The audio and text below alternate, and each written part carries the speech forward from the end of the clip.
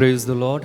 जयसु स्वागत आप सभी का आज के इस पवित्र दिन में। और आज की इस प्रार्थना में प्रभु आप सभी को आशीष दे, उसका अनुग्रह आप सबों पर बना रहे। मेरे भाई मेरी बहन, आइए हम प्रभु की स्तुति और आराधना में इस समय जाएंगे और प्रभु की कृपाओं को, आशीषों को और उसकी उपस्थिति को अनुभव करेंगे। प्रभु कहते हैं, थके मांदे बोझ से दबे लोगों, तुम सब मेरे पास आओ, मैं तुम्हें विश्राम दूंगा। थकान चाहे शारीरिक हो, मानसिक हो, आध्यात्मिक हो या किसी भी प्रकार की, यीशु के पास आने से हमें विश्राम मिलता है। यीशु के पास आने से हमारी आत्मा को विश्राम मिलता है। ना केवल शारीरिक बल्कि हमारी आत्मा, हमारा मन विश्राम पाते हैं, शांत हो जाते हैं, बोझ दूर हो जाता है, मन अच्छा हो जाता है, आत्मा अच्छी हो जाती है, खिलने लगती है, हरी भरी हो जाती है।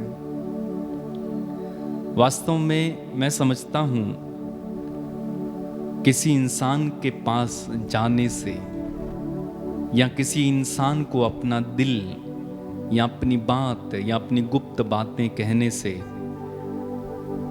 आपकी थकान दूर नहीं होती है, आपका बोझ हल्का नहीं होता है, बल्कि प्रभु के सामने उसे कह देने से प्रभु उसे अपने ऊपर ले लेते हैं। इसलिए आप पढ़ेंगे प्रवक्ता ग्रंथ में और स्तोत्र ग्रंथ में, वहां पर लिखा हुआ है कि प्रभु के सामने ही अपने हृदय को खोलें, यानी अपनी बातें प्रभु के सामने ही कहें।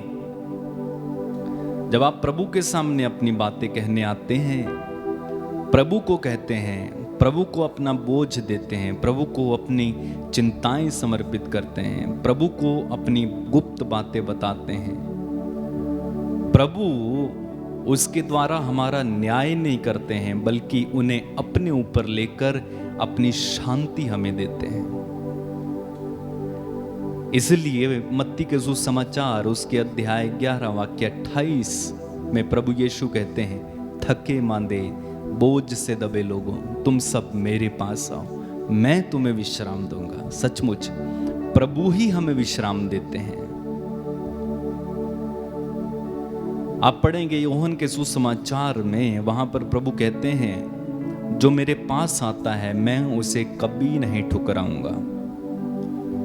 मनुष्य के पास अपनी बात लेकर जाने से हो सकता है आपको तिरस्कार मिले, हो सकता है आपका न्याय किया जाए, हो सकता है आपको गलत दृष्टि से देखा जाए, या हो सकता है आपको सुना ही ना जाए। लेकिन जब आप प्रभु के पास आते हैं, प्रभु हमें अपना लेते हैं, हमें त्यागते नहीं हैं, हमें ध्यान से सुनते हैं। हमारे हृदय को जो हम उस पर उड़ेलते हैं, प्रभु मलहम के द्वारा उसे उस पर पट्टी बांधते हैं, उसे चंगा करते हैं। इसलिए आप पढ़ेंगे यिर्मयाह के ग्रंथ में, और उसी वचन को आप इब्रानियों के अध्याय 13 में पढ़ेंगे। प्रभु कहता है, मैं तुम्हारे पापों को याद नहीं रखूंगा, मैं उन्हें गहरे समुद्र में फेंक दूंगा। मैं तुम्हारे पापों को याद नहीं रखूंगा, उन्हें गहरे समुद्र में फेंक दूंगा। गहरे समुद्र में कोई चीज फेंकी जाती है अगर, या जो चीज भुला दी जाती है, वो याद नहीं आनी चाहिए। मनुष्य अक्सर माफ करके भी याद रखते हैं, लेकिन प्रभु माफ करके गहरे समुद्र में फेंकने की बात कहते हैं। प्रभु कहते हैं, मैं तुम्हारे पापों को याद नहीं रखूंगा। कितना प्यारा परमेश्वर है। आप पढ़ेंगे इसाइयाह नबी के ग्रंथ उसके अध्याय 1 वाक्य 18 में, वहां पर प्रभु कहते हैं, तुम्हारे पाप गिरमिच की तरह मट्ट मैले क्यों ना हो, मैं उन्हें हिम की तरह श्वेत बना दूंगा। आओ हम एक साथ विचार करें। यह है हमारा परमेश्वर, बोझ को हल्का करने वाला, सांत्वना देने वाला, घायलों को पट्टी बांधने वाला, कमजोर भेड़ों को अपने कंधे पर उठाकर चलने वाला, खोए हुए को, भटके हुओं को खोजने वाला, पापियों से प्यार करने वाला, दंड देने का बिल्कुल इच्छुक नहीं, ऐसा परमेश्वर हमारा है। आइए हम उस परमेश्वर की तारीफ करेंगे इस समय, अपने होठों को खोलेंगे, अपनी आत्माओं को प्रभु की ओर उठाएंगे और एक कृपावान, दया सागर, करुणावान प्रभु की स्तुति और आराधना करते जाएंगे। मेरे पीछे दोहराना कृपया।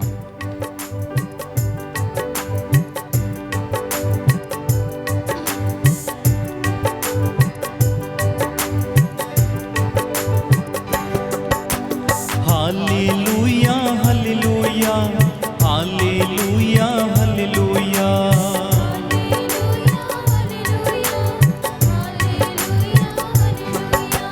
Hallelujah hallelujah hallelujah hallelujah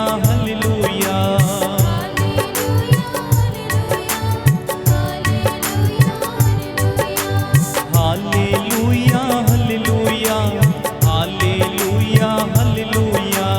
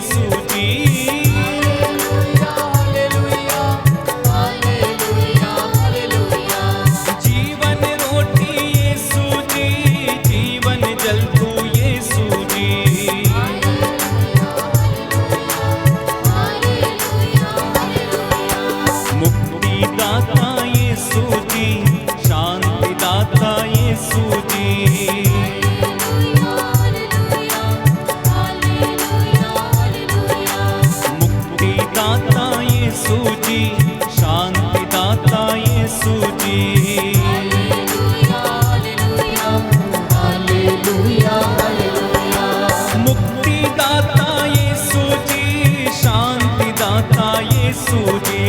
hallelujah hallelujah hallelujah hallelujah. मेरा प्यारा यीशु जी, सबसे पावन Yeshu ji. Hallelujah hallelujah hallelujah hallelujah. करुणा सागर यीशु जी, दया सागर Yeshu ji. Hallelujah hallelujah hallelujah hallelujah. करुणा सागर यीशु जी, दया सागर यीशु जी।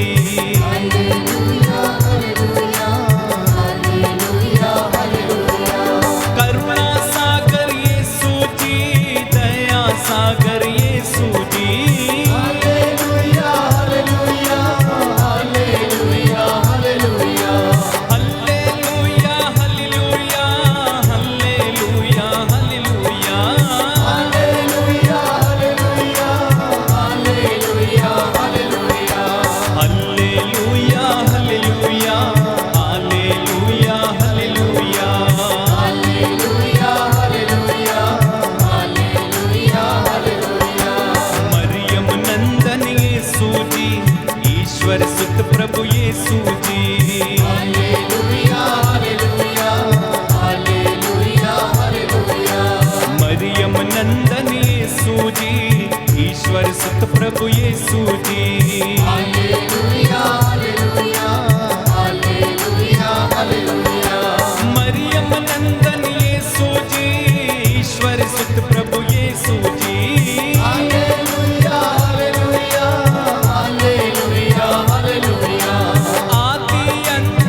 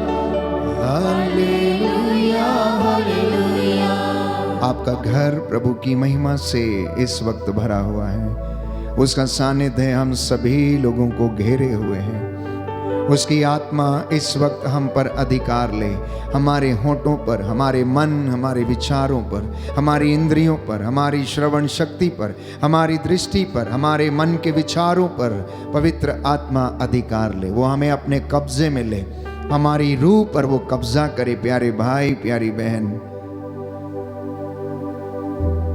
ये पवित्र समय प्रभु की स्तुति करने के लिए है। ये पवित्र समय उसकी आराधना करने और धन्यवाद देने के लिए है। पवित्र संध्या का ये समय प्यारे भाइयों और बहनों, प्रभु से जुड़कर उसका धन्यवाद करना, उसकी शुक्रगुजारी करना, अपने एक एक काम के लिए, सफलता असफलता के लिए, अपने परिवार के लिए, बच्चों के लिए इस वक्त शुक्रगुजारी करना कि हे पिता परमेश्वर, हम तेरा धन्यवाद करते हैं। तू बड़ा और अच्छा है, तू सर्वशक्तिमान, हृदयों की थाह लेने वाला ईश्वर है। मैं तेरे चरणों में आया हूं प्रभु यीशु क्रिस्त। मैं विश्वास करता हूं कि तू इस पवित्र पावन रोटी में मौजूद है। मैं विश्वास करता हूं कि आप मुक्तिदाता हैं। मैं विश्वास करता हूं आप चंगाई दाता हैं। प्रभु, आज मेरे परिवार में अपने पवित्र आत्मा का सामर्थ्य प्रकट कीजिए, मुझे चंगाई प्रदान कीजिए। मैं आपकी आराधना करता हूँ, आपकी महिमा गाता हूँ। Hallelujah, hallelujah, hallelujah. यीशु की स्तुति हो, यीशु को धन्यवाद, यीशु की आराधना हो, यीशु की महिमा हो, यीशु को धन्यवाद। हे प्रभु यीशु, मुझ पर दया कीजिए। मैं अपने गुनाहों के लिए, गलतियों के लिए, कमजोरियों के लिए क्षमा की याचना करता हूँ। तू बड़ा और सच्चा है, सच्चा है। मैं तेरी आराधना करता हूँ। मैं तेरी आराधना hallelujah, hallelujah, hallelujah, hallelujah, hallelujah. Hallelujah. प्रियजनों, मेरे साथ मिलकर प्रभु की स्तुति करना, आराधना करना। कुछ क्षणों के लिए सारे काम काज छोड़कर इस आराधना में लीन हो जाना। वचन सुनने के लिए अपने आप को तैयार करना। आंतरिक जीवन में जो चोटें हैं उनके लिए प्रभु से प्रार्थना करना। प्रभु आपको उन बंधनों से आज आज़ाद करेगा।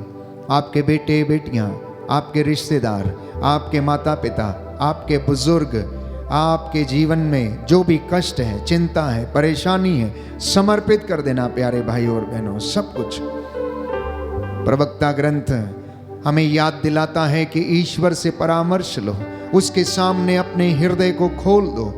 योएल नबी के ग्रंथ में हम पढ़ते हैं, प्यारे भाई प्यारी बहन, अब तुम पूरे उत्साह के साथ उसके पास लौटो। अपने हृदय खोलकर उसके सामने अपनी समस्याओं को, अपनी चिंताओं को, अपने सुखों को, अपने दुखों और कष्टों को बयां कीजिए। वस्त्र फाड़ कर नहीं, वस्त्र फाड़ कर नहीं, अहंकारी बनकर नहीं, परंतु दीनहीन पश्चातापी व्यक्ति बनकर उसके सामने आना, और वो आप पर दया करेगा। क्योंकि वचन में लिखा है कि अपने पड़ोसी का अपराध तुम क्षमा कर दो, और प्रार्थना करने पर तुम्हारे अपराध भी क्षमा किए जाएंगे। तुम अपने पड़ोसी का अपराध क्षमा कर दो और तुम्हारा अपराध भी क्षमा किया जाएगा। Book of Sirach chapter 28 verse 2। प्रवक्ता ग्रंथ अध्याय 28 वचन संख्या 2। प्यारे भाइयों और बहनों, ये वचन आज प्रभु की ओर से है। जो चंगाई पाना चाहते हैं, जो आंतरिक चंगाई की आशा लेकर आज की इस आराधना में मौजूद हैं, जो उन्नति पाना चाहते हैं, जो शारीरिक चंगाई पाना चाहते हैं, जो आंतरिक चंगाई पाना चाहते हैं, प्रभु कहता है कि तुम अपने पड़ोसी के अपराधों को क्षमा कर दो और तुम्हारे अपराधों को भी क्षमा किया जाएगा। पद संख्या 3 में प्रभु का वचन कहता है, प्रवक्ता ग्रंथ अध्याय 28 पद संख्या 3, कि यदि कोई अपने मन में दूसरों पर क्रोध बनाए रखता है तो वो प्रभु से क्षमा की आशा कैसे कर सकता है। यदि कोई व्यक्ति अपने मन में दूसरों के प्रति क्रोध का भाव बनाए रखता है, निंदा का भाव बनाए रखता है, तो वो क्षमा की आशा प्रभु से कैसे कर सकता है। इसलिए प्यारे भाइयों और बहनों, प्रभु से कहना कि प्रभु मुझ पर दया कर, करुणा कर, हे स्वामी मुझ पर करुणा कर। अपने गुनाहों के लिए माफी मांगना। हम प्रायश्चित करेंगे इस भजन के द्वारा। प्रभु हमारे परिवारों पर दया करे, हमारे बच्चों पर दया करे, दाम्पत्य जीवन पर दया करे, हमारी सेवकाई पर दया करे। अज्ञानता के कारण, मूर्खता के कारण यदि हमसे जाने अनजाने में कोई पाप हो गया है तो दया की याचना करना, क्षमा करना, और आपको भी क्षमा किया जाएगा। क्योंकि प्रवक्ता ग्रंथ अध्याय 28 पद संख्या 4 में लिखा है, यदि वह अपने भाई पर दया नहीं करता तो वह अपने पापों के लिए क्षमा कैसे मांग सकता है। यदि कोई व्यक्ति अपने भाई पर दया नहीं करता तो अपने पापों के लिए प्रभु कह रहे हैं वो कैसे क्षमा मांग सकता है। संध्या का ये समय, मैंने कहा, प्रभु की शुक्रगुजारी का समय है। इसी के साथ साथ दया की याचना का समय है। इसी के साथ सफलता असफलता के लिए धन्यवादित होने का समय है। समर्पित करना, दया की याचना करना, प्रभु हमें क्षमा करें।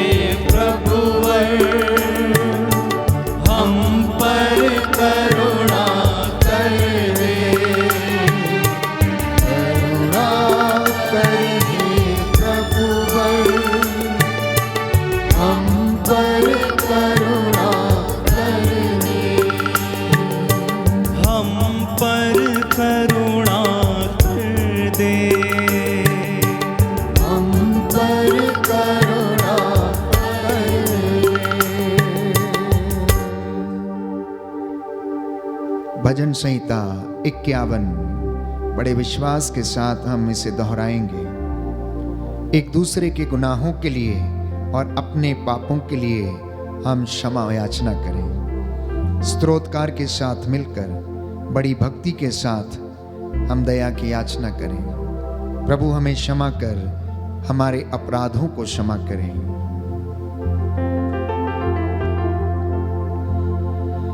ईश्वर तू दयालु है, मुझ पर दया कर। ईश्वर तू दयालु है, मुझ पर दया कर। तू दया सागर है, मेरा अपराध क्षमा कर।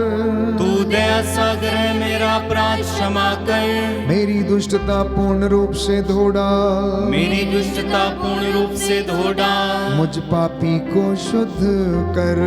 मुझ पापी को शुद्ध कर। मैं अपना अपराध स्वीकार करता हूँ। मैं अपना अपराध स्वीकार करता हूँ। मेरा पाप निरंतर मेरे सामने है। मेरा पाप निरंतर मेरे सामने है। मैंने तेरे विरुद्ध पाप किया है। मैंने तेरे विरुद्ध पाप किया है। मैंने वही किया जो तेरी दृष्टि में बुरा है। मैंने वही किया जो तेरी दृष्टि में बुरा है। इसलिए तेरा निर्णय सही। इसलिए तेरा निर्णय सही। और तेरी दंडाज्ञा न्याय संगत है। और तेरी दंडाज्ञा न्याय संगत है। मैं तो जन्म से ही अपराधी।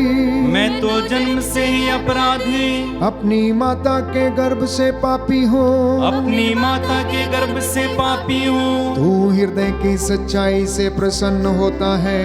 तू हृदय की सच्चाई से प्रसन्न होता है। मेरे अंतःकरण को ज्ञान की बातें सिखा।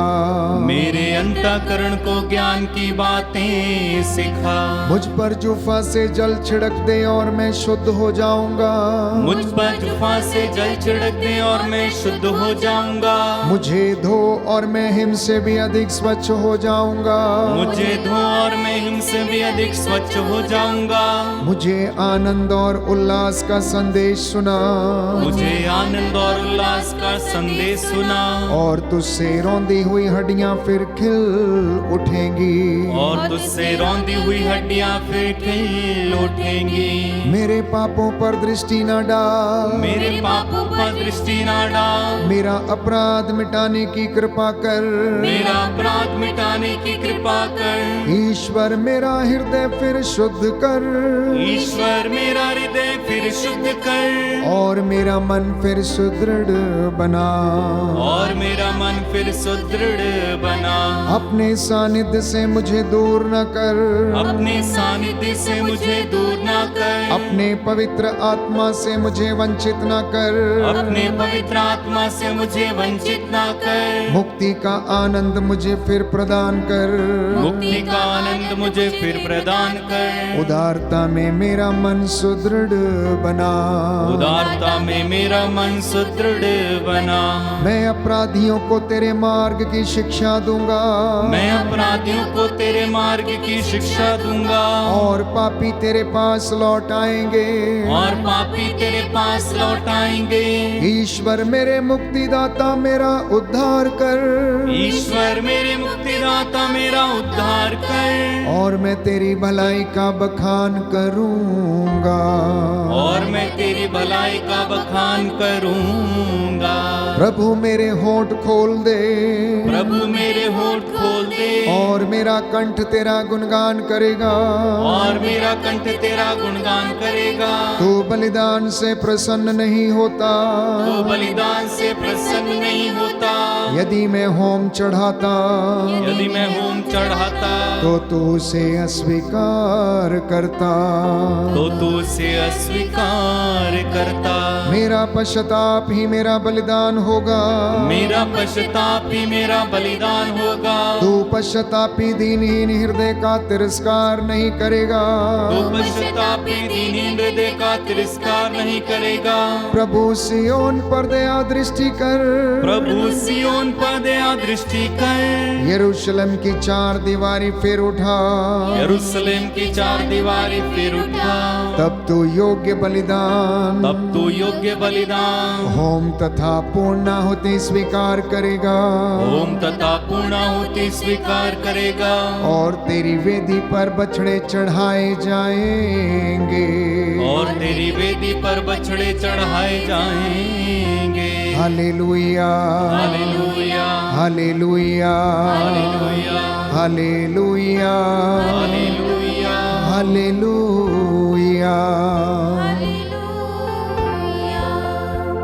प्रभु से कहें कि पवित्र आत्मा के आनंद से हमें भर। पाकरू खुदावंद आ, मेरे हृदय पर तू अपना कब्जा कर। मेरे परिवार पर अपना कब्जा कर, मेरी रूह पर, मेरे विचारों पर कब्जा कर। आज मेरे सारे बंधन मेरे जीवन से, मेरे परिवार से टूटे। आइए पवित्र आत्मा, तू हमारी दुर्बलताओं में हमारी सहायता करता है। हम नहीं जानते कि हमें किस तरह से प्रार्थना करनी चाहिए, परंतु तू हमारी अस्पष्ट आहों को समझता है। और जब तू पिता से निवेदन करता है तो वह तेरी पुकार सुनता और हमें चंगा करता है। आइए पवित्र आत्मा, हमारे जीवन में, हमारे परिवार में, हमारी सेवकाई में, हमारी प्रार्थनाओं में, हे प्रभु, जब हम बाहर आते जाते हैं, यात्रा करते हैं, सब समय हम पर अधिकार लीजिए। पाकरू खुदावंद आ, पाकरू खुदावंद आ, और मेरे जीवन को हे प्रभु अपनी हैकल बना, अपना मंदिर बना। मेरे जीवन पर तेरा आशीर्वाद उतरे। आइए पवित्र आत्मा, आइए मेरे जीवन में आ जाइए।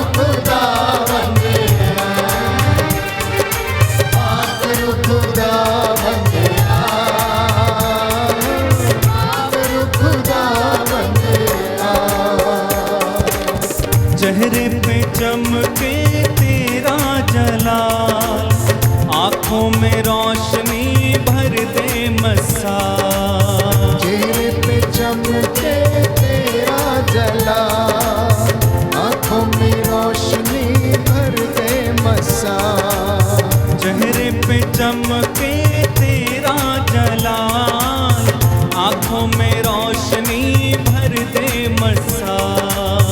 चेहरे पे चमके तेरा जलाल, आंखों में रोशनी भर दे मसाल। चेहरे पे चमके तेरा जलाल, आंखों में रोशनी भर दे मसाल। चेहरे पे चमके तेरा जलाल,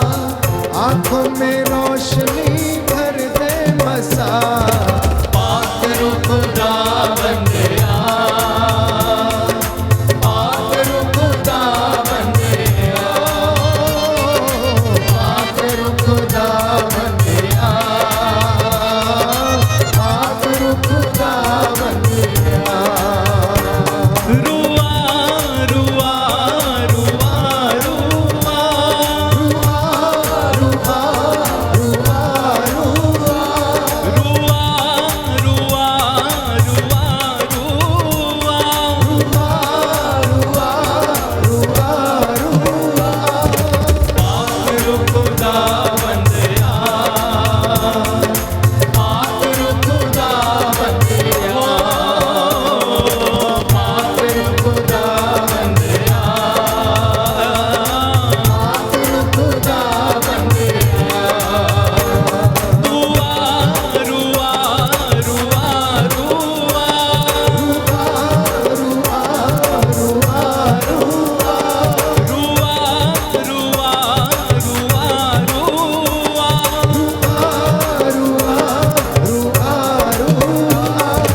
पात्र खुदा बंदिया पात्र खुदा बंदिया पात्र खुदा बंदिया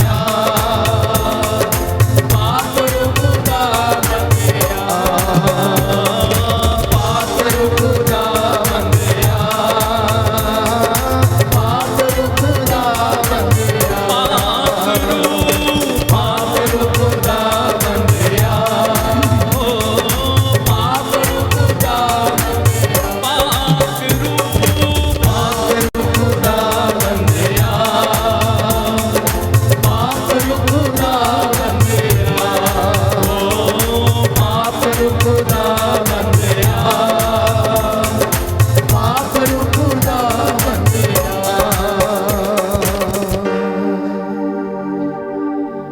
धन्यवाद यीशु, धन्यवाद तेरी आत्मा के लिए, धन्यवाद पवित्र आत्मा के सामर्थ्य के लिए।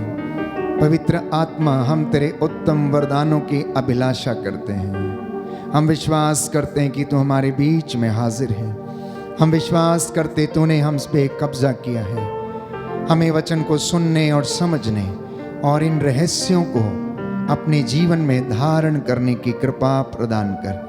आज हमारे परिवार से हर प्रकार का अंधकार तेरे वचन के द्वारा प्रभु दूर हो जाए। हमारे घरों परिवारों से नशे की दुष्ट आत्मा, हे प्रभु यीशु, शैतानी दुरात्मा शक्तियों के बंधन, हर प्रकार की अश्लीलता और व्यभिचार के बंधन प्रभु तेरे इन लोगों के जीवन से दूर हो जाएं। दया कीजिए प्रभु, दया कीजिए प्रभु, दया कीजिए।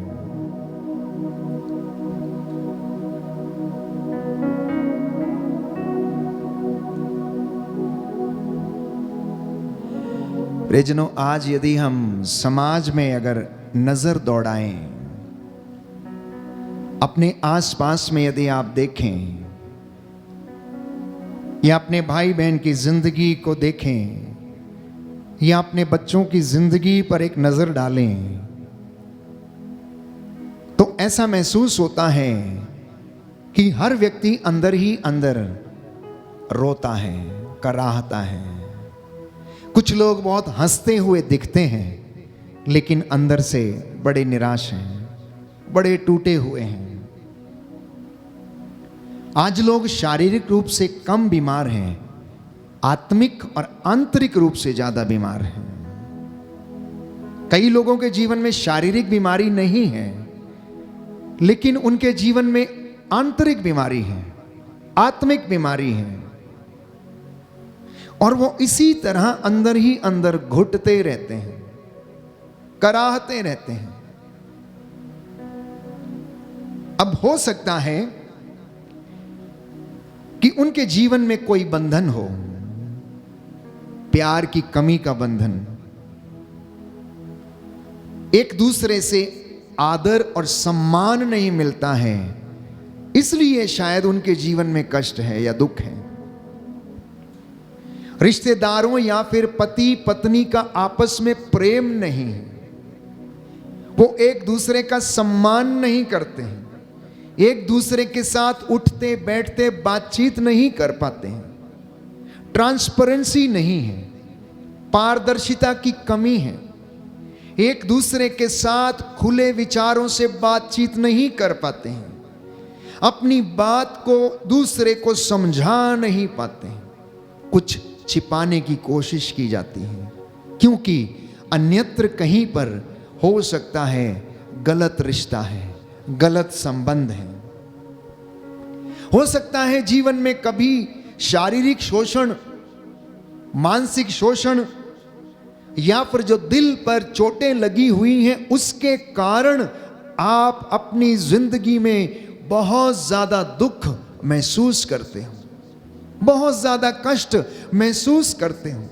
इसलिए बच्चे अनायास ही कह देते हैं अपने माता पिता से, आपने हमारे लिए किया ही क्या है। यदि आपने हमें पैदा किया तो आपका फर्ज है कि आप हमारी जरूरतों को पूरा करें। अगर आप हमारे लिए ऐसा कर नहीं सकते तो आप हमें इस धरती पर लाए क्यों। कभी कभी ऐसे शब्द बच्चों के मुख से निकलते हैं जो माता पिता को आहत करते हैं, मां को आहत करते हैं। इतना ही नहीं प्यारे भाइयों और बहनों, कई बार हो सकता है कि इंसान अपने ही लोगों से धोखा खाया हुआ है। अपने दाम्पत्य जीवन में अपनी अर्धांगिनी से या अपने जीवन साथी से धोखा खाया हुआ है, इसलिए उसके जीवन में अशांति है, दुख है, कष्ट है। वो कराहता रहता है, अंदर ही अंदर घुटता रहता है, सोचता रहता है, लेकिन कुछ कर नहीं पाता है। हो सकता है कि दाम्पत्य जीवन में ईमानदारी नहीं है, वफादारी नहीं है, पवित्रता नहीं है। जो रिश्ता प्रभु ने जोड़ा है उसमें पवित्रता नहीं है। हो सकता है आर्थिक तंगी है, हो सकता है बेरोजगारी है, जो आप चाहते हैं लेकिन कर नहीं पाते हैं। आप घर में कोई चीज खरीदना चाहते हैं, आप किसी चीज का आनंद लेना चाहते हैं, सुख भोगना चाहते हैं, लेकिन आपको मिलता नहीं है। हो सकता है आपकी संतान ने आपको धोखा दे दिया है। हो सकता है आपके बच्चों ने आपको मारा, लताड़ा, गाली दिया, घर से बाहर निकाल दिया, आपके ऊपर हाथ उठाया, इसलिए आप बहुत ज्यादा आहत हैं, इसलिए आप दुखी रहते हैं। हो सकता है कि आपने अज्ञानता के कारण, मूर्खता के वश में आकर भ्रूण हत्या कर डाली और उसका दंश आज तक आप अपराध बोध के कारण झेल रहे हैं। और आप जब भी आपको वो याद आता है तो आपका हृदय कराह उठता है कि मैंने ऐसी गलती क्यों की। हो सकता है प्यारे भाइयों और बहनों, आपके मन में अहंकार है।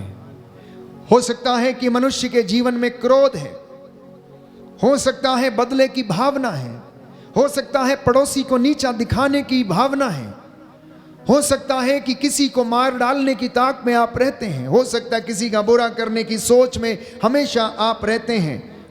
ईर्ष्या, लालच, विद्वेष के कारण आप अपने आप को दुखी करते रहते हैं और आप अंदर ही अंदर घुटते रहते हैं। हो सकता है आपने अपने भाई के साथ अन्याय किया है, हो सकता है आपने अपनी पत्नी के साथ अन्याय किया है, हो सकता है कि आपने अपने पति के साथ अन्याय किया है। प्रियजनों, इंसान आज ऐसी परिस्थितियों में जीवन व्यतीत कर रहा है। आज इंसान ऐसे परिवेश से गुजर रहा है, इसलिए उन्हें आंतरिक चंगाई की आवश्यकता है।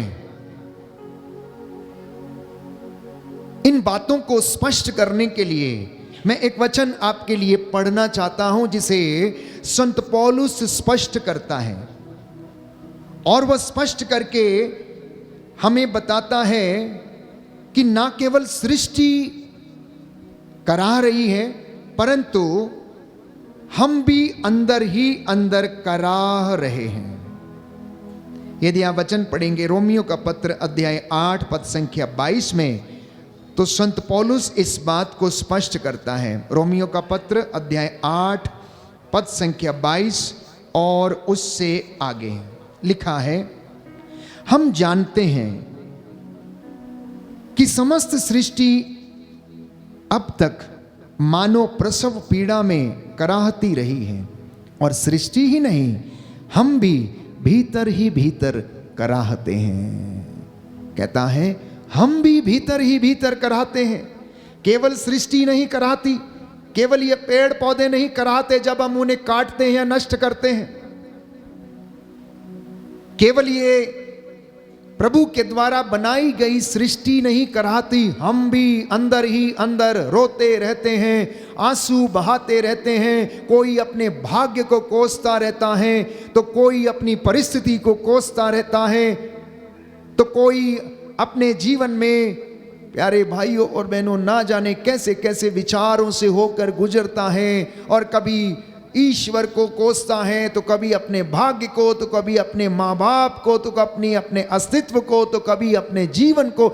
जिंदगी में कभी ना कभी ऐसे विचारों से होकर इंसान गुजर रहा। और संत पौलुस कहता है कि हम भी सृष्टि के साथ कराहते रहते हैं, कराहते रहते हैं। आखिर क्यों? आखिर क्यों ऐसा है प्यारे भाइयों और बहनों? इसको और ज्यादा स्पष्ट करने के लिए संत पौलुस एक और वचन हमें बताता है कि आखिर हमारे इस कराहते रहने का कारण क्या है। दुख हमारे जीवन में जो है उसका कारण क्या है। रोमियो का पत्र अध्याय 7 पद संख्या 19। रोमियो का पत्र अध्याय 7 पद संख्या 19 लिखा है, मैं जो भलाई चाहता हूं वो नहीं कर पाता, बल्कि मैं जो बुराई नहीं चाहता वही कर डालता हूं। किंतु यदि मैं वही करता हूं जिसे मैं नहीं चाहता, तो करता मैं नहीं हूं, बल्कि करता है मुझ में निवास करने वाला पाप।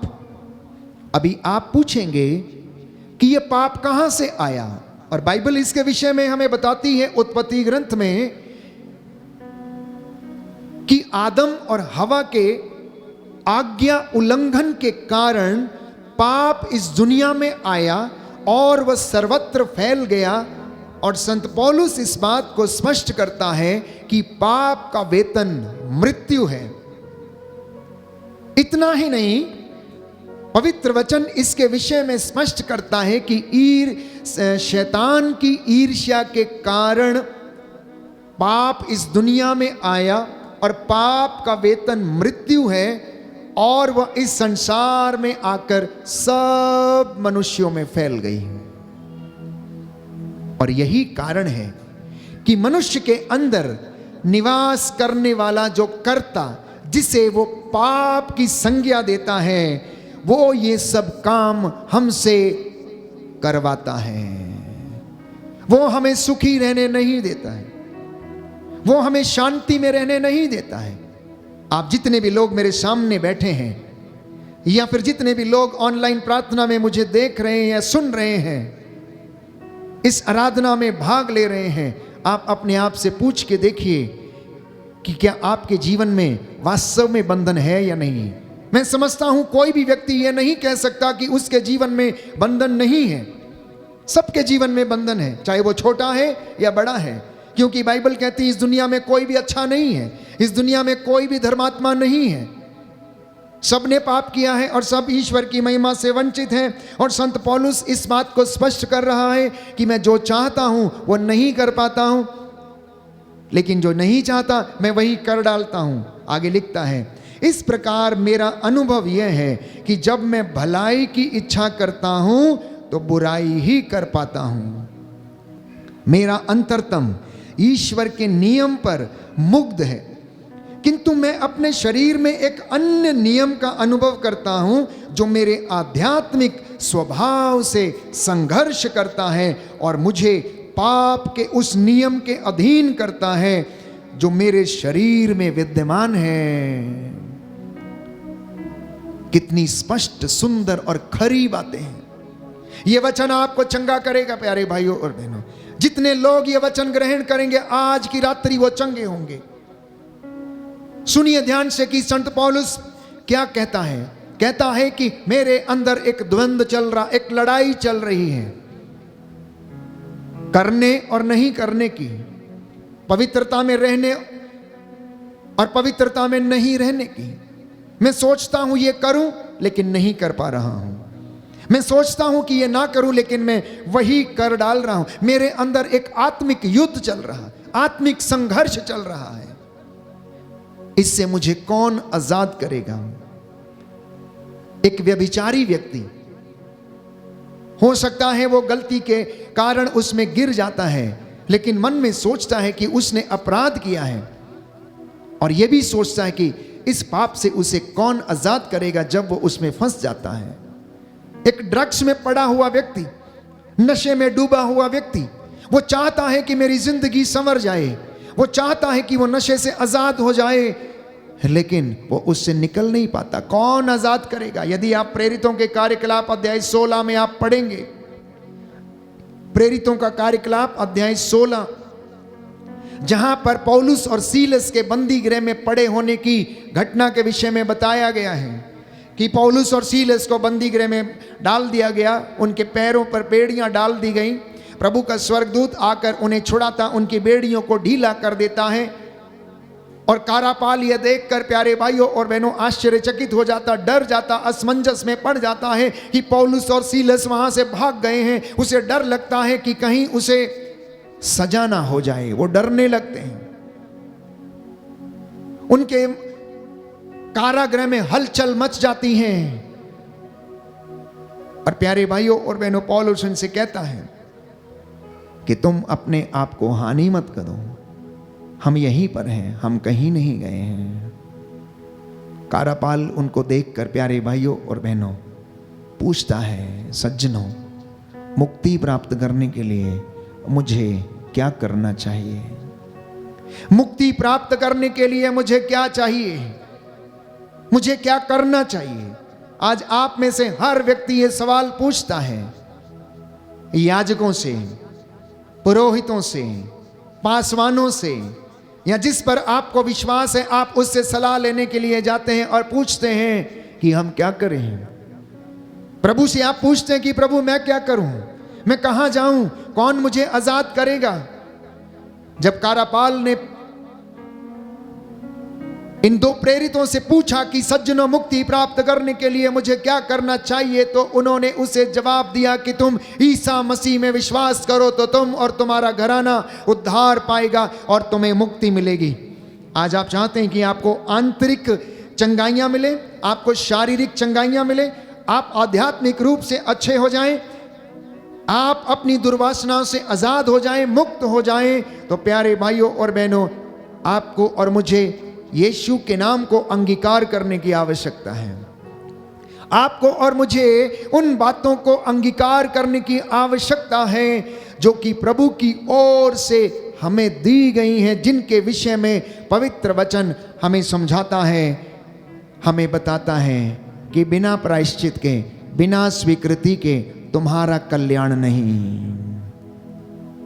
अगर तुम अंगीकार करोगे, अगर तुम विश्वास करोगे, अगर मुख से बोलोगे कि ईसा मसीह उद्धार करता है, अगर तुम हृदय से विश्वास करोगे कि पिता ईश्वर ने मुर्दों में से उसे जिलाया है, तो तुमको और तुम्हारे घराने को मुक्ति मिलेगी, तू बचेगा और तेरा घराना भी बचाया जाएगा। बोलिए आमीन, हालेलुया, हालेलुया, हालेलुया, हालेलुया। अब आप फिर से पूछेंगे कि मेरे जीवन में तो कोई समस्या है ही नहीं, मैं तो आज़ाद हूँ, मैं गाता हूँ, बजाता हूँ, मैं तो ऐशो आराम की ज़िंदगी जीता हूँ, मुझे अच्छी नींद आती है, मुझे कोई समस्या नहीं है। अच्छी बात है, लेकिन प्यारे भाइयों और बहनों, कोई भी व्यक्ति ऐसे अपने जीवन में आज़ाद नहीं है, वो किसी ना किसी बंधन में है। कौन से ऐसे बंधन हो सकते हैं जिनसे आज विश्वासियों को या प्रभु के लोगों को आजाद होने की आवश्यकता है? सबसे पहला बंधन हो सकता है दुष्ट आत्मा का बंधन है, और ये दुष्ट आत्मा के बंधन है ईर्ष्या, क्रोध, पेटूपन, लालच, व्यभिचार, दुर्वासना और ऐसी अनेक प्रकार की बातें जो कि ईश्वर से इंसान को दूर लेकर जाती हैं। हो सकता इंसान के जीवन में ये बंधन हो। जब ये चीजें इंसान की जिंदगी में हैं तो वो प्रार्थना नहीं कर सकता है। कभी कभी साधना के दौरान हम देखते हैं किसी व्यक्ति को पकड़कर जबरदस्ती से उस साधना में लाया जाता है। 4 या 5 लोग उसे पकड़कर लाते हैं, वेदी के सामने बैठाते हैं, लेकिन वो बैठता नहीं, वो सुनना नहीं चाहता, वो वचन को सुन नहीं सकता है, वहां से भागने की कोशिश करता है। कई बार परिवार, प्यारे भाइयों और बहनों, आते हैं लेकिन लंबे समय तक बैठ नहीं पाते हैं। उन्हें लगता है कि ये बहुत ज्यादा लंबी प्रार्थना है, हम कैसे बैठेंगे। ये एक प्रकार का बंधन है, प्रार्थना में नहीं बैठ पाना, वचन को नहीं सुन पाना, क्योंकि अभी तक उनका मन प्रभु में नहीं लगा, उनका अटैचमेंट प्रभु से नहीं हुआ, इसलिए वहां पर उन्हें वो रस महसूस नहीं होता है। हो सकता है नशे का बंधन हो सकता है वचन को नहीं पढ़ना या नहीं सुनने का बंधन हो सकता है व्यभिचार का बंधन हो। और व्यभिचार के बंधन के विषय में प्यारे भाइयों और बहनों, पवित्र बाइबल हमें बताती है, हम पढ़ते हैं, संत पौलुस हमें लिख बताता है कुरिन्थियों के पहले पत्र अध्याय 5 पद संख्या 1 और उससे आगे, कि आप लोगों के बीच में हो रहे व्यभिचार की चर्चा चारों ओर फैल गई है। ऐसा व्यभिचार जो गैर यहूदियों में भी नहीं होता। किसी ने अपने पिता की पत्नी को रख लिया है, तब भी आप घमंड में फूले हुए हैं। आपको शोक मनाना चाहिए, और जिसने यह काम किया है उसका बहिष्कार करना चाहिए था। मैं शरीर से अनुपस्थित होते हुए भी आत्मा से आप लोगों के बीच में हूं। जिसने यह काम किया है मैं उसका न्याय कर चुका हूं, मानो मैं वास्तव में वहां उपस्थित हूं।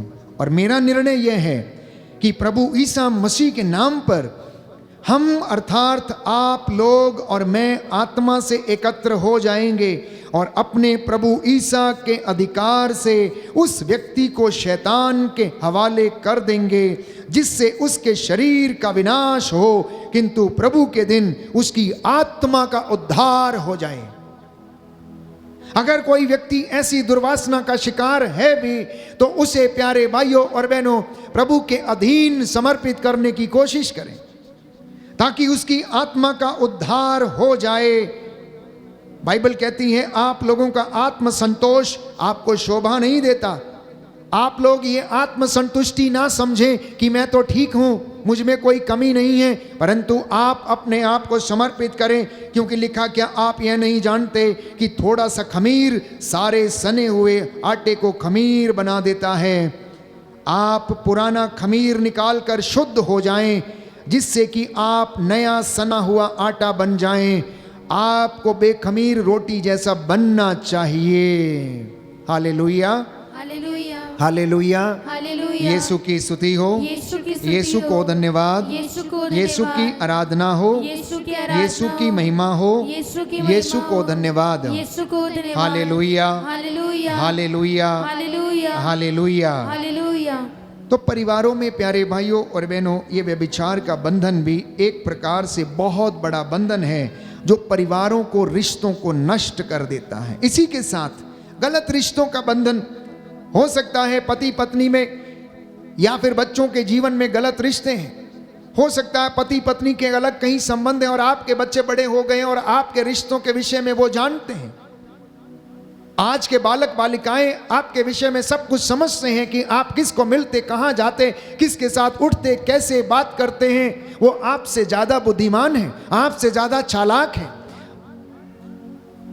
क्योंकि आज दुनिया उनकी हथेली पर है। वो एक छोटा सा मोबाइल जिसके द्वारा वो सब कुछ एक्सेस कर सकते हैं, उसके द्वारा वो सब कुछ समझते हैं। इसलिए माता पिता की जिम्मेदारियां बढ़ गई हैं, पासवानों की, वर्शिपर्स की और याजकों की जिम्मेदारियां बढ़ गई हैं। और याद रखिए प्यारे भाइयों और बहनों, हमारा एडवर्सरी शत्रु शैतान वो हमेशा प्रभु के लोगों पर, विश्वासियों पर नजर गड़ाए रहता है, उनके व्यक्तिगत जीवन पर वो नजर गड़ाए रहता है। और अब जो आंतरिक युद्ध हमारे अंदर चल रहा है वो यही है कि हम जो करना चाहते हैं वो नहीं कर पाते, और जो नहीं करना चाहते हैं हम वही कर डालते हैं। इसी के साथ साथ हो सकता है किसी के जीवन में चोरी का बंधन हो, अंधविश्वास का बंधन हो। आज विश्वासी बहुत जल्दी भटक जाते हैं। हमारी कलीसिया में भी विश्वासी प्यारे भाइयों और बहनों अंधविश्वास के पीछे भागने लगते। आपके घर में कोई भी व्यक्ति आता है और आपसे कह दे कि आपके घर में भूत है, आपके घर में ये है वो है, दुनिया भर की आपको बातें बताता, आप ऐसा करो वैसा करो, और आप प्रभु के वचन को छोड़कर उसकी मनगढ़ंत बातों पर विश्वास करते हैं। प्यारे भाइयों और बहनों, क्या अंधकार बड़ा है या ज्योति बड़ी है? क्या अंधकार बड़ा है या ज्योति बड़ी है? आपका जवाब यही होगा कि ज्योति बड़ी है। क्या खुदा बड़ा है या फिर इब्लीस जो शैतान जो शत्रु है वो बड़ा है?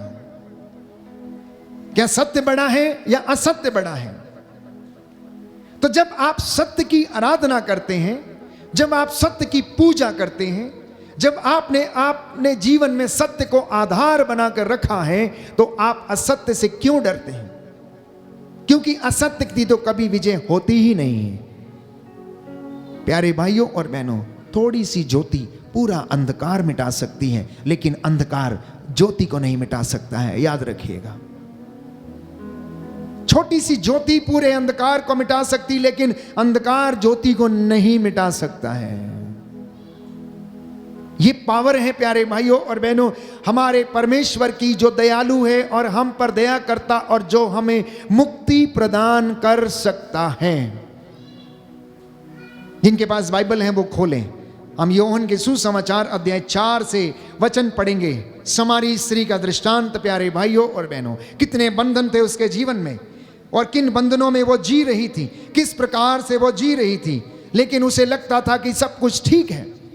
वो पनघट पर आकर बैठती है, पानी भरने के लिए आती है और वहां पर उसकी मुलाकात यीशु से होती है। इस दृष्टांत को हम पढ़ना चाहेंगे आपके लिए। यूहन्ना का सुसमाचार अध्याय 4, सुंदर वचन है प्यारे भाइयों और बहनों, कि हमारे आंतरिक जीवन में हम चंगाई को प्राप्त कर सकें, जिस तरह से समारी स्त्री ने अपने जीवन में चंगाई प्राप्त की। लिखा है यूहन्ना का सुसमाचार अध्याय 4 पद संख्या 7 से मैं आपके लिए पढ़ूंगा। एक समारी स्त्री पानी भरने आई। ईसा ने उससे कहा, मुझे पानी पिला दो, क्योंकि उनके शिष्य नगर में भोजन खरीदने गए थे। यहूदी लोग समारियों से कोई संबंध नहीं रखते थे, इसलिए समारी स्त्री ने उनसे कहा, यह क्या कि आप यहूदी होकर मुझ समारी से पीने के लिए पानी मांगते हैं? ईसा ने उत्तर दिया, यदि तुम ईश्वर का वरदान पहचानती और यह जानती कि वह कौन है जो तुमसे कहता है मुझे पानी पिला दो, तो तुम उससे मांगती और वह तुम्हें संजीवन जल देता। स्त्री ने उनसे कहा, महोदय, पानी खींचने के लिए आपके पास कुछ भी नहीं है और कुआं गहरा है, तो आपको वह संजीवन जल कहां से मिलेगा? क्या आप हमारे पिता याकूब से भी महान हैं? उन्होंने हमें यह कुआं दिया है। वह स्वयं, उनके पुत्र और उनके पशु भी उससे पानी पीते थे। ईसा ने कहा, जो यह पानी पीता है उसे फिर प्यास लगेगी, किंतु जो मेरा दिया हुआ जल पीता है उसे फिर कभी प्यास नहीं लगेगी। जो जल मैं उसे प्रदान करूंगा वह उसमें स्रोत बन जाएगा, जो अनंत जीवन के लिए उमड़ता रहता है। इस पर स्त्री ने कहा, महोदय, मुझे वह जल दीजिए जिससे मुझे फिर प्यास न लगे और मुझे यहाँ पानी भरने नहीं आना पड़े। ईसा ने उससे कहा, जाकर अपने पति को यहाँ बुला लाओ। देखिए अब अंदर की बात कि यीशु मसीह किस तरह से उसके हृदय को जानता था। यीशु को तो पहले से ही मालूम था कि आज पनघट पर बैठी हुई स्त्री का मन परिवर्तन करना है और उससे मिलना है, उसकी आत्मा को बचाना है, उसे उस बंधन से निकालना है। इसलिए यीशु का वार्तालाप सुनिए। वो चाहते तो और बहुत सी बातें कर सकते थे, लेकिन नहीं, उन्होंने स्पष्ट रूप से उससे सवाल किया और कहा, जाओ और अपने पति को बुला कर लाओ। स्त्री ने उत्तर दिया, मेरा कोई पति नहीं है। ईसा ने उससे कहा, तुमने ठीक ही कहा है, मेरा कोई पति नहीं है। तुम्हारे 5 पति रह चुके हैं और जिसके साथ अभी तुम रहती हो वह भी तुम्हारा पति नहीं है। यह तुमने ठीक ही कहा है। स्त्री ने उनसे कहा, महोदय, मैं समझ गई कि आप नबी हैं। हमारे पुरखे इस पहाड़ पर आराधना करते थे और आप लोग कहते हैं कि यरूशलेम में आराधना करनी चाहिए। ईसा ने उससे कहा, नारी, मैं तुम्हें विश्वास दिलाता हूँ कि वह समय आ रहा है जब तुम लोग ना तो इस पहाड़ पर पिता की आराधना करोगे और ना यरूशलेम में। तुम लोग जिसकी आराधना करते हो उसे नहीं जानते, हम लोग जिसकी आराधना करते हैं उसे जानते हैं, क्योंकि मुक्ति यहूदियों से ही प्रारंभ होती है। परंतु वह समय आ रहा है, आ ही गया है, जब सच्चे आराधक आत्मा और सच्चाई से पिता की आराधना करेंगे। पिता ऐसे ही आराधकों को चाहता है। ईश्वर आत्मा है, उसके आराधकों को चाहिए कि वे आत्मा और सच्चाई से उसकी आराधना करें। स्त्री ने कहा कि मैं जानती हूं कि मसीह जो क्रिस्त कहलाते हैं आने वाले हैं, जब वे आएंगे तो हमें सब कुछ बता देंगे। ईसा ने उससे कहा, मैं जो तुमसे बोल रहा हूं वही हूं, मैं जो तुमसे बोल रहा हूं वही हूं। उसी समय शिष्य आ गए और उन्हें एक स्त्री के साथ बातें करते देखकर अचंभे में पड़ गए। फिर भी किसी ने यह नहीं कहा, इससे आपको क्या, अथवा आप इससे क्यों बातें करते हैं। प्यारे भाइयों और बहनों, प्रभु का यह वार्तालाप उस स्त्री के हृदय को टटोलता है, उसके अंदर के अपराध बोध को जगाता है, उसके अंदर छुपी हुई आंतरिक बातों को बाहर निकालता है, उसे मुक्त करने की कोशिश करता है। और जैसे ही ये स्त्री यीशु को पहचान जाती है, वो दौड़ कर जाती है और गांव में लोगों को जाकर बताती हैं कि आओ आओ हम लोग चलें, क्योंकि हमें एक ऐसा व्यक्ति मिल गया है जिसने मुझे मेरे भूतकाल के विषय में सब कुछ बता दिया है, मेरे जीवन के विषय में सब कुछ बता दिया है। इस पर ईसा ने उनसे कहा, जिसने मुझे भेजा उसकी इच्छा पर चलना और उसका कार्य पूरा करना, यही मेरा भोजन है। और ईसा प्यारे भाइयों और बहनों वही करते गए, वही करते गए। तो हमारे आंतरिक चोटों से, हमारे अपराध बोध से, हमारे पापों से कौन हमें आजाद करता है? एकमात्र व्यक्ति, और वो है ईसा मसीह, जिसके विषय में यिर्मयाह नबी भविष्यवाणी करता है अध्याय 2 में, जब परमेश्वर का वचन ये कहता है कि मेरी प्रजा ने 2 पाप कर डाले हैं, उसने संजीवन जल के झरने को त्याग दिया और अपने लिए ऐसे रसकुंड बनाए हैं जिनमें दरारें हैं, आशीष नहीं रुकती है। आज इंसान की यही हकीकत है। और अब यीशु उस संजीवन जल की बात करते हैं, जिसके विषय में यिर्मयाह नबी के ग्रंथ अध्याय 2 में हमने पढ़ा कि इंसान ने उस संजीवन जल के झरने को, स्रोत को त्याग दिया है, इसलिए उसके जीवन में कष्ट है, चिंता है, परेशानी है, बंधन है, पाप है, अपराध बोध है। वो प्यारे भाइयों और बहनों कराहता रहता है, कराहता रहता है। आप में से बहुत सारे लोग हैं जो किसी न किसी कारणवश अपने घर में रोते रहते हैं, चिल्लाते रहते हैं, कराहते रहते हैं, घुटते रहते हैं। कई बार मैं सुनता हूं काउंसलिंग के दौरान, या फिर आप में से कुछ लोग जो फोन करते हैं कि उन्हें घर में बहुत प्रताड़ित किया जाता है, बहुत मार खानी पड़ती है, गालियां सुननी पड़ती हैं, रिश्ते अच्छे नहीं हैं, कितना भी अच्छा कर लो लेकिन दुख सहना पड़ता है। प्यारे भाइयों और बहनों, ऐसी कई बंधन इंसान की जिंदगी में हैं, और उनमें से मैंने कहा अंधविश्वास, व्यभिचार, नकारात्मकता के बंधन, नेगेटिविटी के बंधन। मैं ये काम नहीं कर सकता, मुझसे नहीं होगा, मैं नहीं कर सकता, मैं नहीं करूंगा।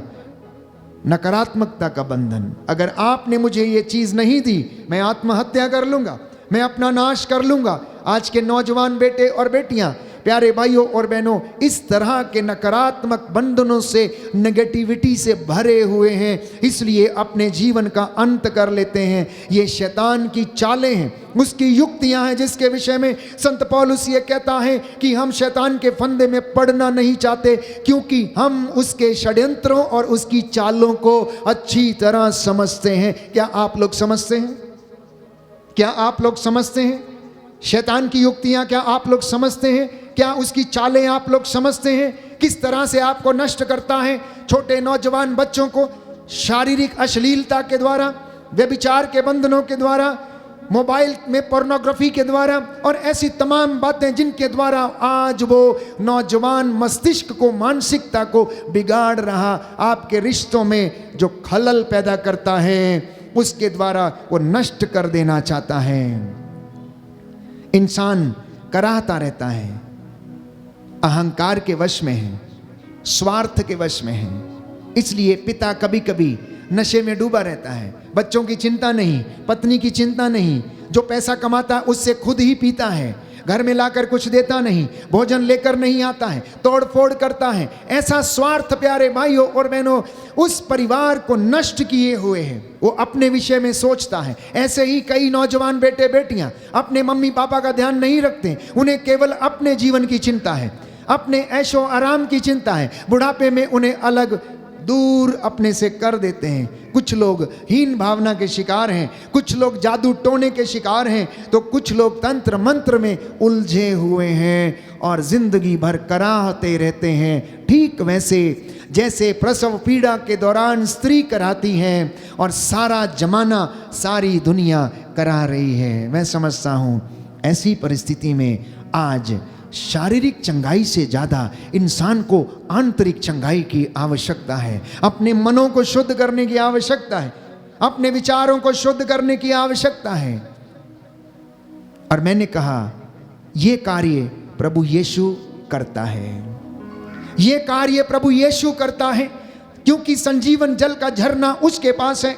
पनघट पर बैठी समारी स्त्री को उसने आजाद किया, उसके पुरानी जिंदगी से उसे आजाद किया। जैसा कि वचन में लिखा है, यूहन्ना के सुसमाचार अध्याय 8 पद संख्या 36 में हम पढ़ते हैं कि यदि पुत्र तुम्हें स्वतंत्र करेगा तो तुम स्वतंत्र हो जाओगे। बोलिए आमीन, आमीन, हालेलुया, हालेलुया, हालेलुया। हालेलुया। हे प्रभु यीशु, हे प्रभु मैं यीशु, विश्वास करता हूँ मैं विश्वास यदि करता आप मुझे स्वतंत्र करेंगे यदि आप मुझे तो मैं स्वतंत्र हो जाऊंगा। तो मैं स्वतंत्र मुझ हो पर दया जाऊंगा। कीजिए, मुझ पर मेरे दया परिवार पर दया कीजिए, मेरे परिवार पर मेरे दया जीवन पर कीजिए, दया कीजिए। मेरे जीवन पर दया हालेलुया, कीजिए। Hallelujah, hallelujah, hallelujah, hallelujah. Hallelujah. और इसी संबंध में प्रभु का वचन यिर्मयाह नबी का ग्रंथ अध्याय 30 पद संख्या 27 हमें बताता है कि प्रभु कहता है मैं तुम्हारे घावों को भर दूंगा और उन्हें चंगा कर दूंगा। मैं तुम्हारी आंतरिक चोटों से तुम्हें आजाद कर दूंगा, मैं तुम्हारे अपराध बोध से तुम्हें आजाद कर दूंगा। बाइबल हमें बताती है, प्रभु का वचन कहता है तुम्हारे पापों को, अपराध बोध को तुमसे इतना दूर कर दूंगा जितना पूरब से पश्चिम दूर है। इसलिए प्रियजनों समर्पित होना, विश्वासियों प्रभु का वचन सुनना, ये वचन प्यारे भाइयों और बहनों आपकी जिंदगी में एक एक बंधन को मिटा सकता है। इस वचन में इतना सामर्थ्य बाइबल हमें बताती है कि ये आग है, आग भस्म कर देने वाली आग। ये हथौड़ा है, जैसे हथौड़ा चट्टान पर पड़ता है उसे चकनाचूर कर देता। अगर आज ये वचन आपने सुने हैं और अगर आपने इन्हें ग्रहण किया है तो वो आपको आपकी हर एक कमजोरी से, बीमारी से ये वचन आज आजाद करेगा। और यीशु ने स्वयं इस बात को स्पष्ट किया। मत्ती के सुसमाचार अध्याय 11 पद संख्या 28 में, थके मांदे बोझ से दबे हुए लोगों, इसका अर्थ है ए बीमार लोगों, अपराध बोझ से दबे लोगों, कष्ट में और पीड़ा में रहने वाले लोगों, आंतरिक चोटों से घायल लोगों, जो थक चुके हो, हार गए हो, निराशा में हो, आत्महत्या करने की सोचते हो, अब तुम मेरे पास चले आओ, मैं तुम्हें विश्राम दूंगा। क्योंकि वो प्रभु हमें विश्राम देता है, वो प्रभु हमें विश्राम देता है। प्रभु यीशु, उसके लिए कुछ भी असंभव नहीं है। वो यीशु जो 4 दिन का मरा हुआ लाजरस को जिंदा कर सकता है, तो वो मुझे और आपको जीवन क्यों नहीं दे सकता? तो वो मुझे और आपको प्यारे भाइयों और बहनों चंगा क्यों नहीं कर सकता? आज ये आपके और मेरे मनन चिंतन का विषय है। और मार्कुस के सुसमाचार अध्याय 9 पद संख्या 23 में प्रभु यीशु इस बात को स्पष्ट करता है, विश्वास करने वालों के लिए कुछ भी संभव है, सब कुछ संभव है उनके लिए। जो विश्वास करेगा वो ईश्वर की महिमा देखेगा। इसलिए समर्पण का ये समय है, आइए हम समर्पित करें और आंतरिक चंगाई पाने के लिए हम प्रभु से आज प्रार्थना करेंगे। इसी के साथ साथ एक और विशेष बात मैं आपसे कहना चाहता हूं, जिसके विषय में प्रभु हमें बताता है कि जब तक तुम दूसरों को क्षमा नहीं करोगे, तुम्हें भी तुम्हारा स्वर्गीय पिता क्षमा नहीं करेगा। यदि तुम अपने भाई को क्षमा नहीं करते तो प्रभु से क्षमा पाने की इच्छा कैसे रख सकते हो? जब तक तुम अपने भाई को क्षमा नहीं करोगे तो तुम्हें भी क्षमा नहीं किया जाएगा।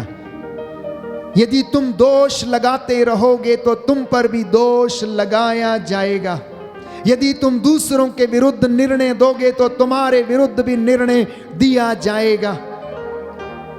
ईसा ने पिता से निवेदन किया, पिता इन्हें क्षमा कर, क्योंकि ये नहीं जानते कि ये क्या करते हैं। इसलिए यीशु ने कहा कि अपने अत्याचारियों के लिए तुम प्रार्थना करो, उनके लिए आशीर्वाद मांगो, आशीर्वाद मांगो, उन्हें अभिशाप मत दे दो। इसलिए पाकमान कलीसिया के लोगों का, लोक धर्मियों का, विश्वासियों का यह कर्तव्य है कि हम प्रभु के नाम पर सभी अत्याचारियों को क्षमा करें और उनके लिए प्रार्थना करें जिनसे आपको शिकायत है, जिन्होंने आपको दुख दिया है, चाहे वो आपके मम्मी पापा हो, भाई बहन हो, रिश्तेदार हो, उनको आप आज क्षमा कर देना प्यारे भाइयों और बहनों, और प्रभु आपको आंतरिक चंगाई प्रदान करेगा। खड़े हो जाएंगे इस वक्त हम बड़े उत्साह के साथ, आने वाले कुछ क्षणों के लिए हम प्रभु से जुड़ जाएं, प्रार्थना करें, प्रार्थना करें, आंसू बहाते हुए, रोते हुए, प्रभु के सामने गिड़गिड़ाते हुए प्रार्थना करना कि प्रभु मुझे आंतरिक चंगाई प्रदान कर। मैं थक चुका हूँ,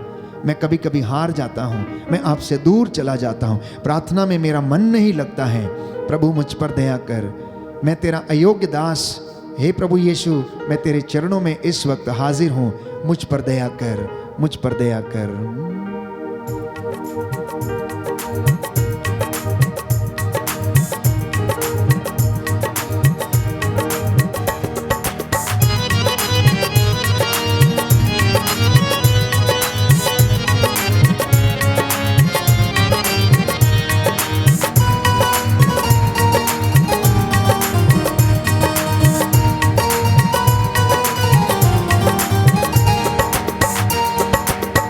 तो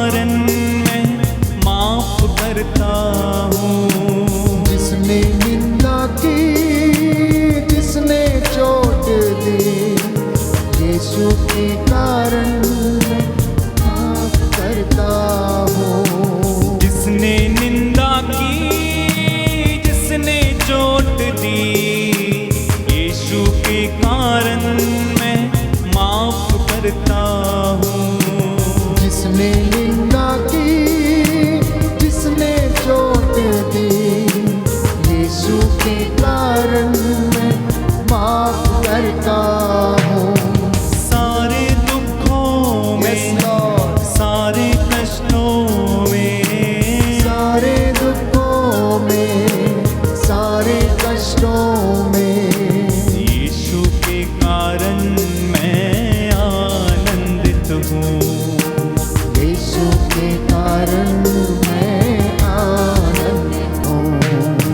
यीशु के कारण, यीशु के कारण, यीशु के कारण, यीशु के कारण, यीशु के कारण मैं माफ करता हूँ। यीशु के कारण मैं माफ करता हूँ। प्रभु का वचन कहता है, जब तुम प्रार्थना के लिए खड़े हो और तुम्हें किसी से कोई शिकायत हो तो उसे क्षमा कर दो। मार्कुस का सुसमाचार अध्याय 11 पद संख्या 25 से 26। आंखें बंद रखिए, याद कीजिए, एक एक व्यक्ति को जिसको आपने कष्ट दिया या किसी ने आपको कष्ट दिया, एक दूसरे को क्षमा करना। क्योंकि बाइबल में प्रभु स्पष्ट करता है मार्कुस के सुसमाचार में कि यदि आपको अपने भाई से, अपनी पत्नी से, अपने बच्चे से, अपने मित्र से, अपने पड़ोसी, अपने अधिकारी, अपने याजक, अपने पुरोहित, अपने पासवान से कोई शिकायत है तो क्षमा करना और तुम्हें भी क्षमा मिल जाएगी, जिससे कि तुम्हारा स्वर्गीय पिता तुम्हारे अपराधों को क्षमा कर दे। आंतरिक चंगाई पाने का एकमात्र उपाय है अपने पापों का प्रायश्चित, अपने पापों का अंगीकार, अपने पापों की स्वीकृति और उनसे तौबा करना। प्यारे भाइयों और बहनों, यह पवित्र समय है। The Lord is blessing each and every one of you right now. उसका पवित्र दाहिना हाथ आपको स्पर्श कर रहा है। पति पत्नी में बहुत सारे मनमुटाव हैं। पवित्र आत्मा इस वक्त अगुवाई कर रहा है कि मैं ईश्वर की ओर से आपको संबोधित करूं और कहूं कि आप अपनी पत्नी से प्रेम करें, अपने पति से प्रेम करें, आप उसे धोखा ना दें, बल्कि अपने रिश्तों को आप पवित्र करें जैसा कि आप करने के लिए बुलाए गए हैं। यीशु चाहता है कि आपका दाम्पत्य जीवन पवित्र हो। यीशु चाहता है कि आपके दाम्पत्य जीवन में कोई दाग, झुर्री या कमी घटी ना हो, उसमें कोई धोखा फरेबी ना हो, उसमें किसी प्रकार की अश्लीलता ना हो। क्योंकि यदि जड़ें पवित्र हैं तो आपका दाम्पत्य जीवन, जिसकी जड़ें स्वयं प्रेम, भरोसा है, वो आपके फल भी पवित्र होंगे। इसलिए प्यारे भाइयों और बहनों, यह समय प्रभु की स्तुति करना, धन्यवाद देना, समर्पित करना। अपने पड़ोसी के प्रति यदि आपने कोई अन्याय किया है तो सॉरी बोलना, क्योंकि बाइबल हमें बताती है यदि कोई अपने मन में दूसरों पर क्रोध बनाए रखता है तो वह प्रभु से क्षमा की आशा कैसे कर सकता है। आप में से जितने भी लोग आज किसी दूसरे के प्रति अपने मन में क्रोध और ईर्ष्या का भाव लेकर बैठे हैं, क्षमा करना तो आपको भी क्षमा मिल जाएगी। यदि वह अपने भाई पर दया नहीं करता तो वह अपने पापों के लिए क्षमा कैसे मांग सकता है, चंगाई कैसे मांग सकता है, कैसे निवेदन कर सकता है। प्यारे भाइयों और बहनों, यीशु कह रहे मेरे नाम के खातिर बेटा तू क्षमा कर दे, मेरे नाम के कारण बेटी तू क्षमा कर दे, मेरे नाम के कारण पति पत्नियों अपने माता पिता, अपने सास ससुर को क्षमा कर दो, एक दूसरे को क्षमा कर दो और मैं भी तुम्हें क्षमा कर दूंगा और तुम्हें जीवन प्रदान करूंगा, उन्नति प्रदान करूंगा। मैं तुम्हें वो खजाने और दाखबारियां दूंगा जिसके फल उन्नति प्राप्त करेंगे और तुम्हें सुख शांति और आनंद प्रदान करेंगे। तुम्हारी सुख शांति नदी की तरह उमड़ेगी और तुम्हारी उन्नति सागर की लहरों की तरह। इसलिए क्षमा कर देना यीशु के नाम के कारण, क्योंकि ये रिश्ता बड़ा प्यारा है प्यारे भाइयों और बहनों। बहकाने वाली मोह माया को यीशु के कारण मैं त्याग देता हूँ। बहकाने वाली मोह माया को यीशु के कारण मैं त्याग देता हूँ। बहकाने वाली मोह माया को यीशु के कारण मैं त्याग देता हूँ। बहकाने वाली मोह माया को यीशु के कारण मैं त्याग देता हूँ। जो रिश्ता है प्यारा, जो रिश्ता है न्यारा, जो रिश्ता है प्यारा, जो रिश्ता है न्यारा, यीशु के कारण मैं जोड़ लेता हूँ। यीशु के कारण मैं जोड़ लेता हूँ। यीशु के कारण, यीशु के कारण, यीशु के कारण, यीशु के कारण, यीशु के कारण, सब कुछ यीशु के कारण। यीशु के कारण, सब कुछ यीशु के कारण, यीशु के कारण, सब कुछ यीशु के कारण। यीशु के कारण, सब कुछ यीशु के कारण। आप इस वक्त जहाँ कहीं भी हैं, यदि आप अपने घर में हैं, अपने परिवार में हैं, चाहे आप यात्रा में हैं, यदि आप 2 या 3 एक साथ मिलकर इस आराधना में भाग ले रहे हैं या इस वेदी के सामने हैं, तो एक दूसरे का हाथ पकड़कर ऊपर उठाना। ये रिश्ता बहुत प्यारा है। यीशु के नाम के कारण क्षमा करना। एक दूसरे का हाथ पकड़िए, ऊपर उठाइए। एक वचन मैं आपके लिए पढ़ूंगा, मत्ती का सुसमाचार अध्याय 5 पद संख्या 44। Gospel of Saint Matthew chapter 5 verse 44। परंतु मैं तुमसे कहता हूं, अपने शत्रुओं से प्रेम करो और जो तुम पर अत्याचार करते हैं उनके लिए प्रार्थना करो, क्योंकि मत्ती का सुसमाचार अध्याय 18 पद संख्या 35। यदि तुम में से हर एक अपने भाई को, अपनी बहन को पूरे हृदय से क्षमा नहीं करेगा, तो मेरा स्वर्गीय पिता भी तुम्हें क्षमा नहीं करेगा। दोनों हाथों को ऊपर उठाना और कहना कि प्रभु हमें क्षमा कर। ये रिश्ता बड़ा प्यारा है, तेरे नाम के कारण हम जोड़ लेते हैं। अपने बच्चों से वो टूटा हुआ रिश्ता जोड़ लीजिए, क्षमा कर दीजिए, प्रार्थना करते जाइए अय्यूब के जैसे इन्हें वेदी पर समर्पित करते हुए, ताकि आपका ये रिश्ता पवित्रता में जुड़ जाए। जो रिश्ता है प्यारा, जो रिश्ता है न्यारा, जो रिश्ता है प्यारा, जो रिश्ता है न्यारा, जो रिश्ता है प्यारा, ये रिश्ता है न्यारा। जो रिश्ता है प्यारा, जो रिश्ता है न्यारा, यीशु के कारण मैं जोड़ लेता हूँ। यीशु के कारण मैं जोड़ लेता हूँ। यीशु के कारण, यीशु के कारण, यीशु के कारण, यीशु के कारण, यीशु के कारण, सब कुछ यीशु के कारण। यीशु के कारण, सब कुछ यीशु के कारण। सभी घुटना टेकिए। मैं देख रहा हूँ बहुत सारे लोग आंसू बहा रहे हैं। कई लोगों के मन से ये अपराध बोध जा रहा है। प्रभु ने आज आपको स्पर्श किया, अपने वचनों से आपकी अगुवाई की है। जैसे उसने समारी स्त्री को चंगा किया, जैसे उसने पाप में पकड़ी गई स्त्री को क्षमा किया, जैसे उसने व्यभिचार में पकड़ी गई स्त्री को कुछ नहीं कहा, आज वो हमसे भी कुछ नहीं कहता, बल्कि सिर्फ और सिर्फ हमें क्षमा करता है।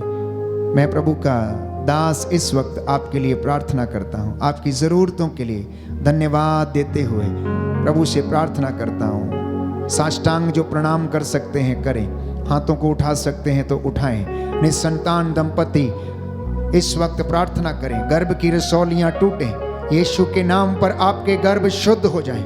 यीशु के नाम पर शरीर की सारी कमजोरी दूर हो जाए।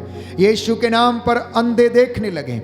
जिनके कान में समस्या है, पीप बहती है, बहरे हो गए, यीशु के नाम पर ये बंधन खुल जाएं। यीशु के नाम पर लकवे की बीमारी आपको छोड़कर चली जाए। यीशु के नाम पर आपके जीवन में शांति और उद्धार आए। आपके शरीर की नसों में यीशु का पवित्र सामर्थी लहू जो शिफा देता, चंगाई देता बहने लगे। आपके बच्चों को आशीष मिले, आपके होठों को प्रभु शुद्ध करे। इन तमाम बातों के लिए मैं प्रभु से प्रार्थना करता हूँ।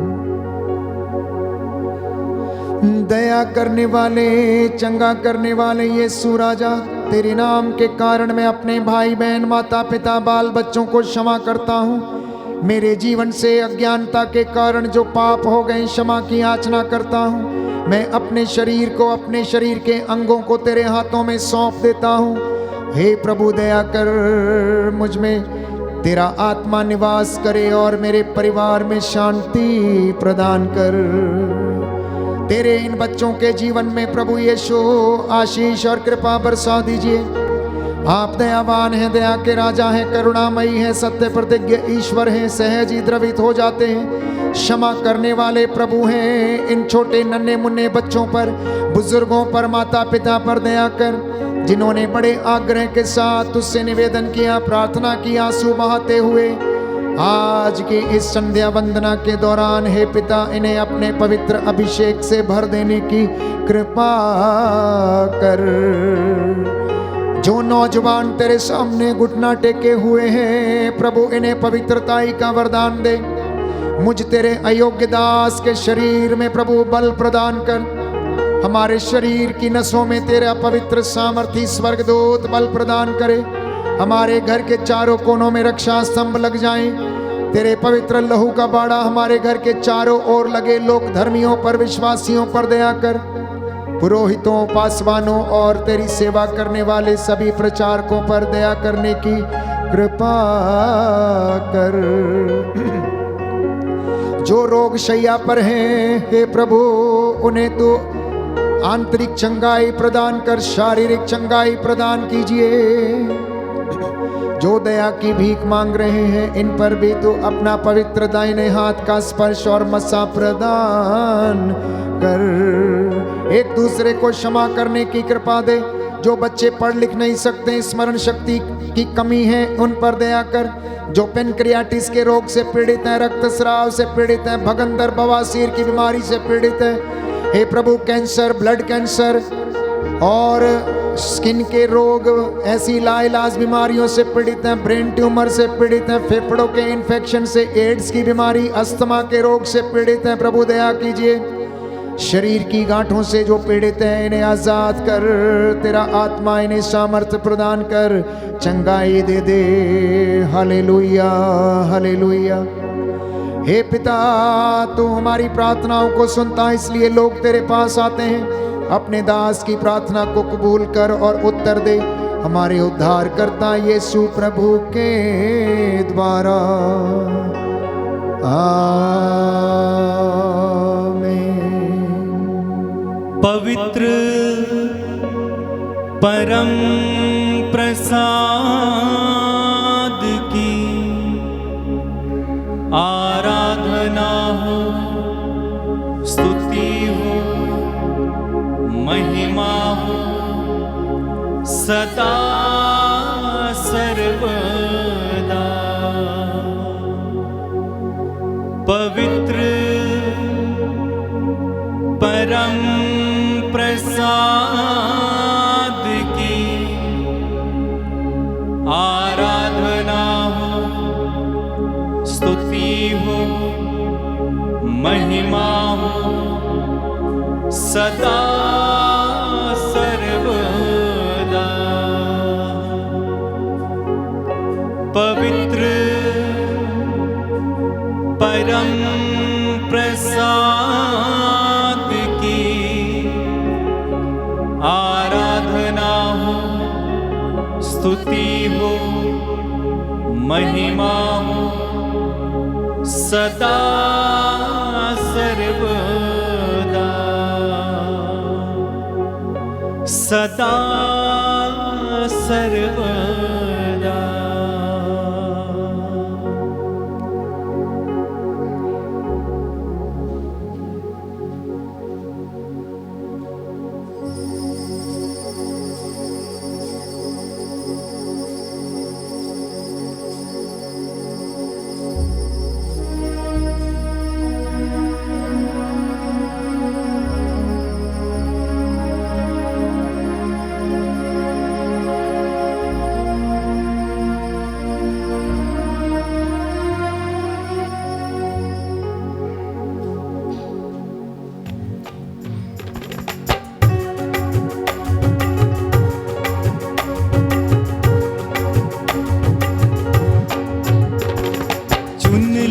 यीशु का नाम, दिल में चुन लिया यीशु का नाम, चुन लिया यीशु का नाम, दिल में चुन लिया यीशु का नाम, चुन लिया यीशु का नाम, दिल में चुन लिया यीशु का नाम, चुन लिया यीशु का नाम, दिल में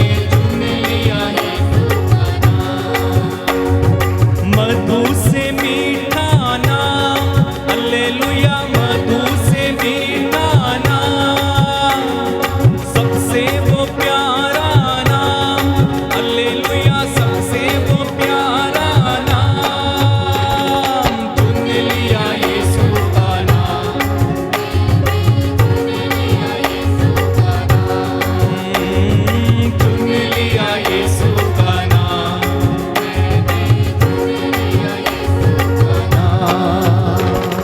मुक्ति दिलाए यीशु का नाम, मुक्ति दिलाए यीशु का नाम, चंगाई दिलाए यीशु का नाम, चंगाई दिलाए यीशु का नाम, यीशु का नाम मेरे यीशु का नाम, यीशु का नाम मेरे यीशु का नाम, ओ यीशु का नाम मेरे यीशु का नाम, यीशु का नाम मेरे यीशु का नाम, चुन लिया यीशु का नाम, दिल में चुन लिया यीशु का नाम, चुन लिया यीशु का नाम, दिल में चुन लिया यीशु का नाम। सबको जय यीशु की। प्रभु आपको आशीष दे। आज का वचन आपके जीवन में, परिवार में 100 गुना, 60 गुना, 70 गुना फल लाए। जैसा आपने विश्वास किया आपकी ज़िंदगी में आज वैसा ही हो जाए। Good night, God bless you.